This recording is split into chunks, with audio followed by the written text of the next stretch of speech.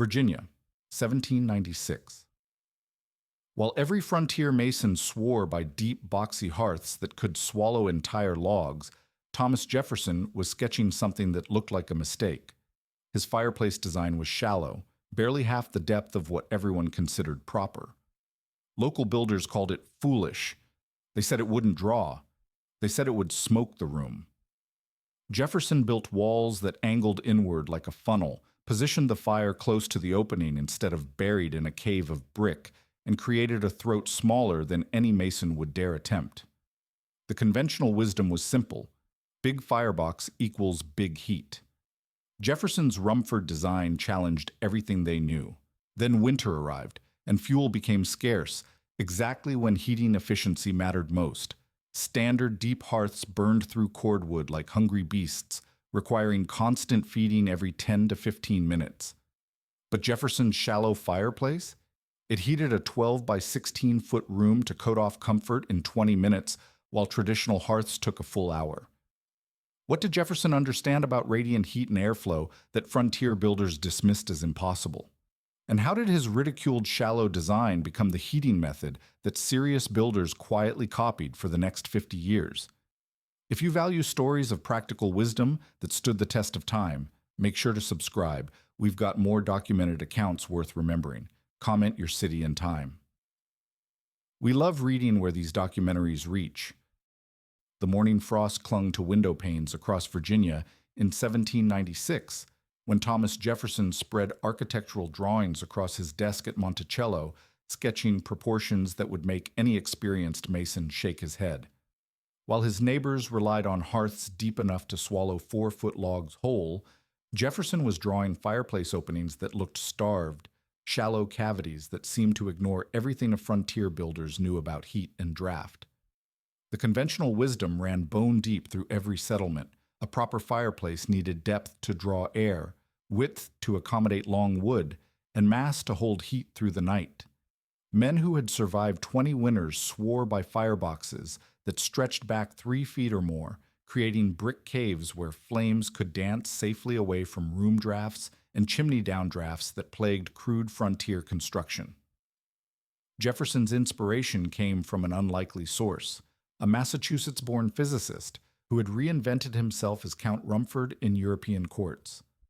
Benjamin Thompson's essays on fireplace efficiency had crossed the Atlantic with revolutionary claims about heat, geometry, and the science of comfort.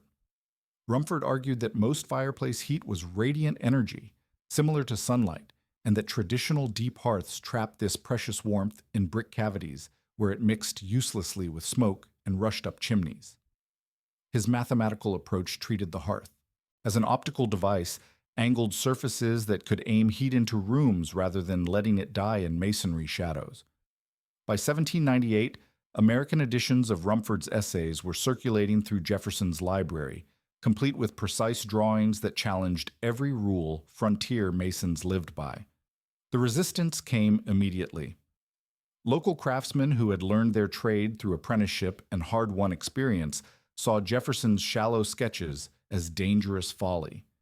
Deep fireboxes drew better, they insisted, because generous throat openings prevented the smoke back that could kill families in their sleep. A firebox needed room to breathe, space for air to circulate around burning logs, and depth to contain the fierce drafts that winter winds drove down poorly built chimneys. The local mason's wisdom was survival tested. Build a hearth big enough to handle green wood, wet wood, and the reality that frontier families couldn't always split fuel to ideal sizes. Jefferson's proposed geometry looked like a recipe for disaster: too shallow to accommodate real wood, too narrow to create proper draw, too precise for the rough stone and clay construction that most frontier builders could manage. But Jefferson wasn't building from tradition or fear. He was following Rumford's mathematical principles, adapting coal-burning European designs for American wood-burning reality. Where Rumford specified firebacks at 1/3 the width of the opening, Jefferson modified the proportions to 1/2, acknowledging that wood flames needed more lateral space than compact coal fires. His planned dimensions defied local practice. Openings 3 feet 3 inches to 3 feet 6 inches high, firebacks only 2 feet wide, while front openings stretched to 4 feet and side walls that angled sharply inward to create what Rumford called covings, surfaces that would reflect radiant heat forward rather than absorbing it into thermal mass that served no one sitting by the fire. The mockery followed predictable patterns. Neighbors examining Jefferson's construction plans couldn't believe he was serious about such shallow proportions. They had seen smoke-filled cabins where inadequate throat design created downdrafts that choked families from their own hearths. They knew the terror of fires that wouldn't draw properly, backing smoke into living spaces until occupants fled into killing cold rather than endure suffocation.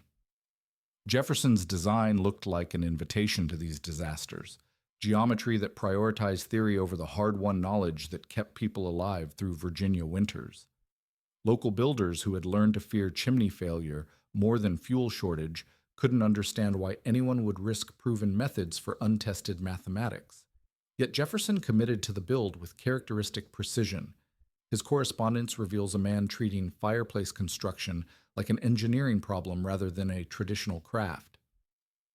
He specified materials, proportions, and construction sequences with the same attention he gave to architectural details throughout Monticello. The shallow firebox would be built with firebrick, backed by at least 8 inches of thermal mass, but positioned close enough to room occupants that radiant heat could reach them directly. Side walls would angle inward at no more than 135 degrees off the back wall, creating surfaces that aimed heat outward rather than allowing it to dissipate into the firebox itself. The throat, that critical transition between firebox and chimney, would be rounded and smooth, eliminating the turbulence that plagued traditional designs and allowing smoke to exit cleanly while maintaining strong draft. James Dinsmore, the Irish joiner who managed complex construction at Monticello, found himself translating Jefferson's theoretical proportions into buildable reality.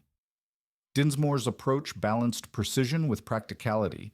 He knew that Rumford's geometry only worked if every angle was correct, every surface properly finished, and every joint tight enough to prevent the air leaks that would destroy the careful airflow patterns the design required. His skilled hands, along with craftsmen like John Hemmings, would determine whether Jefferson's shallow experiment produced the promised comfort or became another smoke-filled failure that vindicated local skepticism. The finished fireplace looked wrong to every experienced eye that examined it. Visitors expecting to see a proper hearth found themselves staring at what appeared to be half a fireplace, too shallow for serious wood burning, too narrow for the generous fuel loading that frontier conditions demanded. The opening rose tall and elegant, but the firebox behind it seemed cramped, almost apologetic compared to the massive cavities that serious heating required. Jefferson had built exactly what his drawing specified, but the result challenged decades of accumulated wisdom about what worked and what killed families when winter turned survival into a daily calculation of heat, fuel, and the terrible consequences of getting either equation wrong. The construction began with James Dinsmore laying out the opening dimensions on the foundation, his measuring tools marking proportions that violated every mason's instinct. Where traditional fireplaces spread wide and stretched deep, Dinsmore's layout emphasized height over breadth, a tall face that would rise 3 feet 6 inches but extend back only 18 inches into the wall mass. The centerline became critical as Rumford's geometry demanded perfect symmetry to function properly. Each measurement had to be precise because the angled side walls would reflect heat like mirrors, and any deviation from the calculated angles would scatter radiant energy uselessly into the masonry instead of directing it into the room where people needed warmth. Building the firebox required abandoning frontier shortcuts that had served local masons for decades.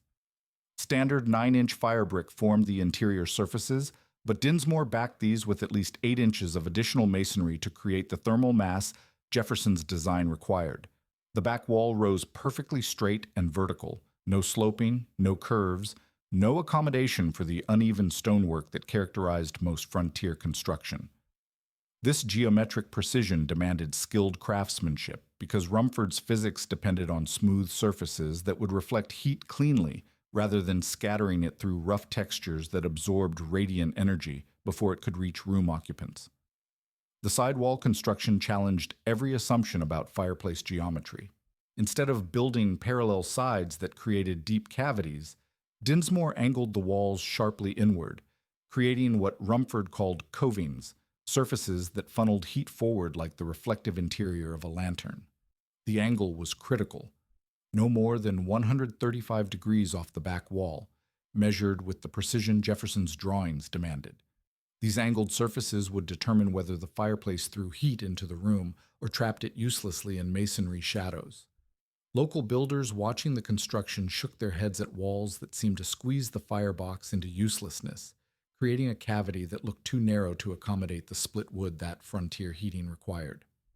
John Hemmings applied his carpenter's precision to the throat construction, the rounded transition between firebox and chimney that would make or break the entire design.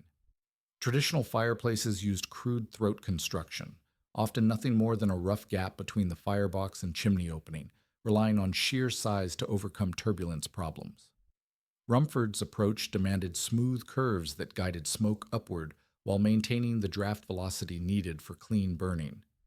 Hemmings shaped this transition with the same attention to detail he brought to fine joinery, understanding that airflow would reveal every flaw in construction once fires began burning, and smoke either flowed cleanly up the chimney or backed into rooms where families would have to breathe it. The throat sizing defied local wisdom about draft and draw. Where conventional practice called for generous openings to prevent smoke problems, Jefferson's design specified a throat less than half the size most masons would dare attempt. This seemingly inadequate opening relied on Rumford's understanding of fluid dynamics, smooth surfaces, and proper geometry could move smoke more efficiently than brute force approaches that simply enlarged every opening until turbulence problems disappeared. The risk was enormous. If the calculations were wrong, the fireplace would smoke constantly, making rooms uninhabitable and validating every skeptic who had warned against abandoning proven methods. Social pressure mounted as neighbors observed the unusual construction. Men who had built functional hearths for 20 years couldn't understand why Jefferson would risk family comfort on untested geometry. They saw walls angled too severely, openings that looked starved, and throat construction that seemed designed to create the downdraft problems that plagued poorly built chimneys. The wisdom of their fathers and grandfathers argued for generous proportions that could handle imperfect conditions, wet wood that needed extra space to burn cleanly, wind-driven downdrafts that required oversized throats to maintain draw, and the reality that frontier families couldn't always maintain perfect fuel supplies or ideal burning conditions. The first test fire would determine whether months of precise construction had created revolutionary comfort or expensive failure. Dinsmore kindled a small blaze using dry kindling and split oak, watching smoke behavior with the intensity of a man whose reputation depended on clean draw and proper function. Traditional wisdom predicted disaster. The shallow firebox would create inadequate draft. The narrow throat would choke on smoke, and the angled walls would reflect combustion gases back into the room instead of channeling them up the chimney. Every local builder expected to see Jefferson's family fleeing smoke-filled rooms, vindicating the deep hearth methods that had kept frontier families alive through countless winters. Instead, the fire drew cleanly from the first moments. Smoke rose through the rounded throat without hesitation, following airflow patterns that Rumford's mathematics had predicted but frontier experience had never witnessed. The shallow firebox created a draft velocity that pulled combustion gases upward, while the angled side walls reflected heat forward into the room. Within minutes, radiant warmth reached surfaces and occupants that would have remained cold beside traditional deep hearths, burning equivalent fuel loads. The geometry was working exactly as Rumford's theories suggested. Heat that would have died in deep masonry cavities was being aimed into living space where it could warm people instead of stones. But the real test wouldn't come from perfect conditions with ideal fuel. Virginia winters brought green wood, wet logs, shifting winds, and the downdrafts that could turn any fireplace into a smoke-belching hazard. The shallow design that drew perfectly with dry oak might fail completely when forced to handle the imperfect burning conditions that frontier heating demanded. Neighbors who had watched the construction with skepticism weren't convinced by a single clean test fire. They needed to see Jefferson's experimental hearth survive the brutal realities of winter heating. the daily challenges that separated theoretical success from practical survival when fuel efficiency could mean the difference between warmth and freezing for families who couldn't afford to waste a single cord of precious firewood.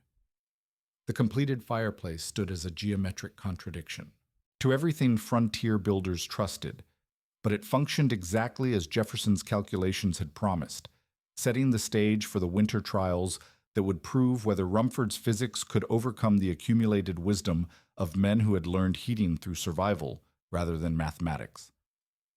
Winter arrived early in 1797, bringing the brutal logistics that separated theoretical heating from survival reality. Snow blocked wagon roads for weeks at a time, transforming fuel supply from a routine chore into a calculated gamble with family safety. Men who had split 3 cords in autumn watched their woodpiles shrink with terrifying speed as January winds drove temperatures below zero and traditional fireplaces devoured seasoned oak like starving beasts.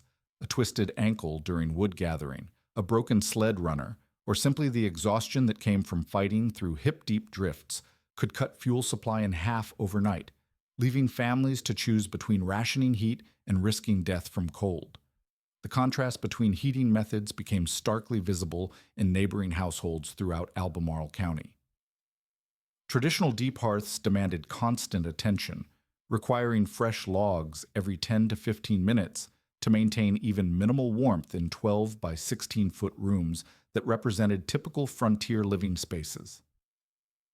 Families gathered around these massive fireboxes found themselves trapped in an endless cycle of fuel feeding, men rising throughout the night to stoke fires that would die to embers within half an hour, leaving occupants shivering until morning light allowed safe trips to dwindling wood piles. The physics were brutal. Deep cavities created massive thermal masses that absorbed heat before it could reach room occupants, while generous throat openings pulled warmed room air up chimneys at rates that made comfort impossible without continuous burning. Jefferson's Rumford design operated on entirely different principles that became apparent within minutes of lighting. The shallow firebox positioned flames close to the room opening, where radiant heat could travel directly to surfaces and occupants without first warming 3 feet of unnecessary masonry. Angled side walls that had appeared inadequate to skeptical neighbors now functioned like curved mirrors, reflecting heat forward instead of allowing it to dissipate into thermal mass that served no immediate purpose. The precisely calculated throat maintained strong draft while preventing the excessive air movement that robbed traditional hearths of efficiency, creating a system that could stretch fuel loads 20 to 30 minutes between feedings while maintaining superior comfort levels. The demonstration Jefferson arranged for Wilson Carey Nicholas became the mathematical proof that silenced local skepticism. Using identical 12 by 16-foot rooms with 8-foot ceilings, dimensions that represented standard frontier construction, Jefferson staged a controlled comparison that measured time to coat off comfort rather than relying on subjective claims about warmth. Both rooms started at the same cold temperature on a January morning when frost covered interior walls. Identical fuel loads of seasoned oak were kindled simultaneously in traditional deep hearth and Rumford shallow design, with careful attention to similar fire-building techniques that eliminated variables beyond fireplace geometry. The Rumford room reached comfortable temperature in approximately 20 minutes, allowing occupants to remove heavy coats and work without gloves while the fire established steady, radiant heat output.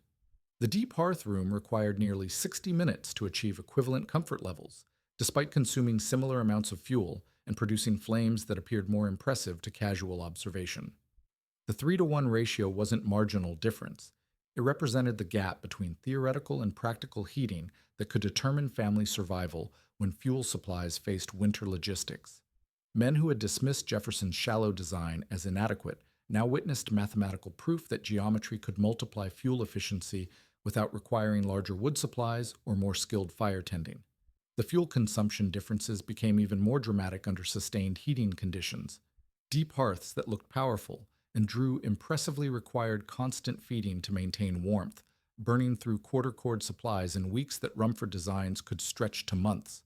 Traditional fireboxes created thermal masses that absorbed enormous amounts of heat before reaching saturation, meaning early morning fires had to reheat hundreds of pounds of stone and clay before generating useful radiant output. Jefferson's shallow design reached steady state efficiency within minutes, directing heat energy toward room occupants rather than into masonry storage that provided no immediate benefit to families who needed warmth now, not hours later when thermal mass finally began releasing stored energy. The social dynamics shifted as dramatically as the heating performance. Neighbors who had openly mocked Jefferson's construction now visited Monticello with measuring tools, quietly requesting dimensions and construction details without admitting their previous skepticism had been wrong. Wilson Carey Nicholas wrote formal letters asking for specific proportions, acknowledging that fuel efficiency had become a survival matter rather than an academic exercise. Local builders who had sworn by deep hearth wisdom found themselves studying throat geometry and sidewall angles, trying to understand how mathematical precision could overcome decades of accumulated craft knowledge. But winter's true test wasn't controlled demonstration. It was the daily grind of maintaining heat when fuel became scarce, and weather turned survival into hourly calculations. Families with traditional hearths found themselves rationing wood, banking fires overnight with green logs that smoked rooms while providing minimal heat, and waking to ice-covered interior walls despite burning fuel throughout the night. The deep fireboxes that had appeared generous and powerful in autumn became fuel-hungry monsters that consumed family safety margins with terrifying efficiency. Jefferson's households experienced winter differently. The Rumford fireplaces maintained comfortable temperatures while consuming less than half the fuel traditional hearths required, creating safety margins that meant survival rather than simply endurance. Rooms stayed warm enough for normal activities, reading, writing, detailed handwork, rather than mere huddling around insufficient heat sources. The precise geometry that had appeared inadequate to frontier builders now demonstrated its superiority through the only metric that mattered. Families could maintain civilization-level comfort while their neighbors struggled with basic survival heating. Word spread through practical demonstration rather than theoretical argument. Men who had learned heating through hard experience began acknowledging that Jefferson's mathematical approach produced measurable results that traditional wisdom couldn't match. The shallow fireplace that had looked like a mistake now represented the difference between surviving winter and living through it with dignity, comfort, and the fuel security that meant families could face spring without having risked everything on inadequate heating methods. The worst weather arrived in February of 1798, bringing precisely the conditions that separated functional fireplaces from death traps. Howling winds drove downdrafts through poorly constructed chimneys, while ice storms coated flue openings, creating the smoking hazards that forced families to choose between suffocation and freezing. Traditional deep hearths that had struggled with efficiency now faced their ultimate test, maintaining clean draft when atmospheric pressure dropped and wind patterns turned every chimney into a potential smoke funnel. Families huddled in smoky rooms, cracking doors and windows to clear toxic air, while precious heat escaped into killing cold, trapped between the terror of carbon monoxide poisoning and the certainty of death from exposure. Jefferson's Rumford fireplaces revealed their second critical advantage during these crisis conditions. The precisely engineered throat geometry that had seemed unnecessarily complex now demonstrated Rumford's understanding of fluid dynamics under extreme conditions. Where traditional fireboxes relied on brute force throat sizing to overcome turbulence problems, the Rumford design used mathematical principles to maintain clean airflow even when external conditions created the downdrafts that plagued conventional construction. The rounded throat transitions guided smoke upward along smooth curves that prevented the turbulent mixing that caused backdrafting, while the shallow firebox created draft velocities that could overcome modest downdraft pressures without filling rooms with deadly combustion gases. The scientific demonstration that convinced remaining skeptics came through temperature measurements that revealed the invisible physics governing fireplace performance. Using primitive but accurate thermocouples, Jefferson documented the thermal layers that existed within properly functioning Rumford throat geometry. With an established 1700-degree fire-burning seasoned oak, measurements showed room air entering the throat region at approximately 75 degrees, while combustion gases just 2 inches away registered 730 degrees. This dramatic temperature separation proved that Rumford's design created what functioned like an invisible glass door. Hot gases flowed upward through the center of the throat, while cool room air moved along the edges, preventing the mixing that caused smoke problems in traditional designs. The implications revolutionized understanding of draft mechanics. Traditional Mason wisdom called for oversized throats that could brute force their way through smoking problems, but these large openings actually created the turbulence that mixed hot gases with cool air, reducing draft velocity and encouraging backflow when external conditions became challenging. Jefferson's Rumford throats, despite being less than half the size conventional practice demanded, maintained stronger draft because smooth geometry eliminated turbulence, while precise sizing created the velocity differentials that kept smoke moving upward regardless of wind conditions outside. Local builders who had sworn by deep hearth construction found their fundamental assumptions challenged by measurable physics. The mason's rule that demanded generous throat dimensions to prevent smoking was revealed as a crude attempt to overcome design flaws through oversizing, like making doors wider instead of hanging them properly.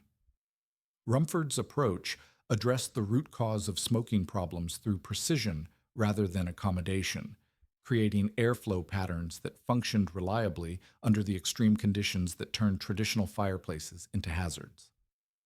The construction heresy that most challenged frontier practice was Rumford's claim that taller fireplace openings could use smaller throats than conventional designs.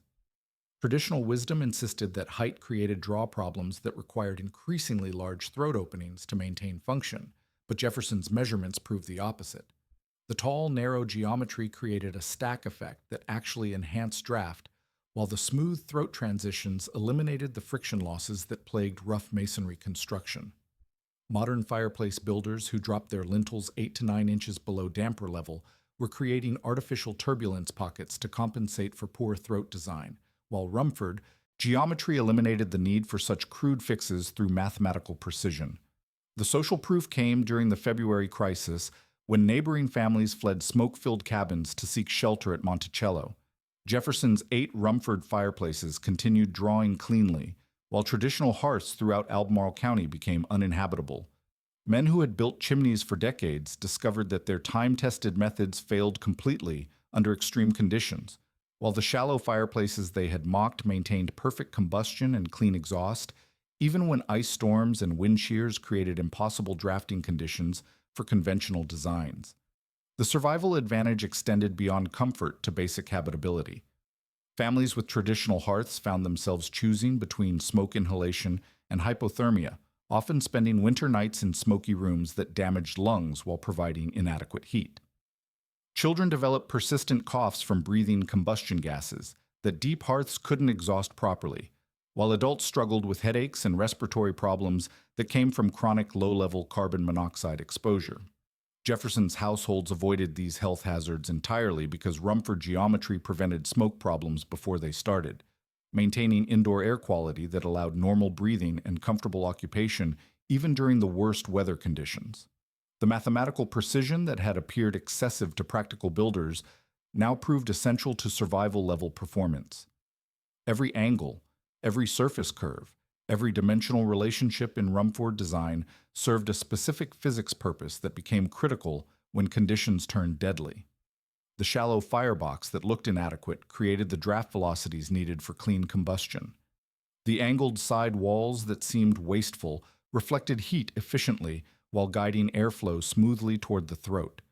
The rounded throat transitions that required skilled craftsmanship eliminated the turbulence that caused smoking under pressure conditions.